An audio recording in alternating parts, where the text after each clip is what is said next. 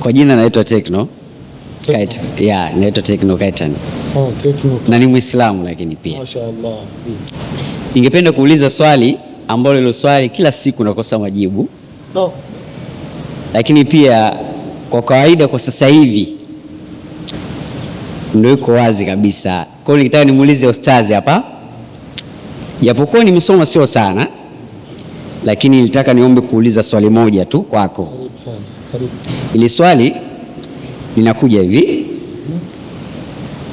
Katika au unaweza kusema katika vitabu vyote ambavyo mimi nilipitia kuvisoma, naomba uniambie sehemu gani ambayo inasema kwa sasa hivi, zama zetu za sasa hivi, mwanamke ndo anahitaji mahari ama ni wazazi wake? Nataka nijue hapo tu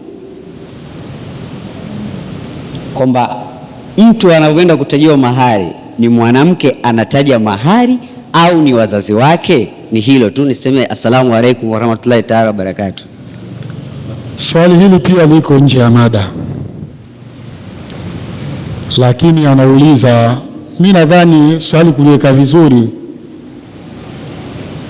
anataka kujua katika Uislamu mwanamume anapokwenda kuoa huwa anatajiwa mahari.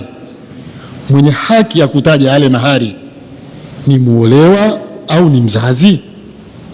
Mimi nadhani hilo ndio swali la msingi. Bismillahir Rahmanir Rahim. Wa atu an-nisaa sadaqatihinna nihlatan fa in tubna lakum an shay'in minhu nafsa fakuluhu hani'an mari'a. Aya inaendelea, wala tu'tu sufahaa amwalahum. Aya hiyo. Wa ataitum ihdahunna qintara. Aya zote hizo, aya hizo, wa ataitum ihdahunna qintara, mnapotaka kuoa na mkampa mmoja yule mwanamke yule qintara, pesa. Qur'ani na imetaja mahari apewe mwanamke, wa ataitum ihdahunna, sio? Unanielewa?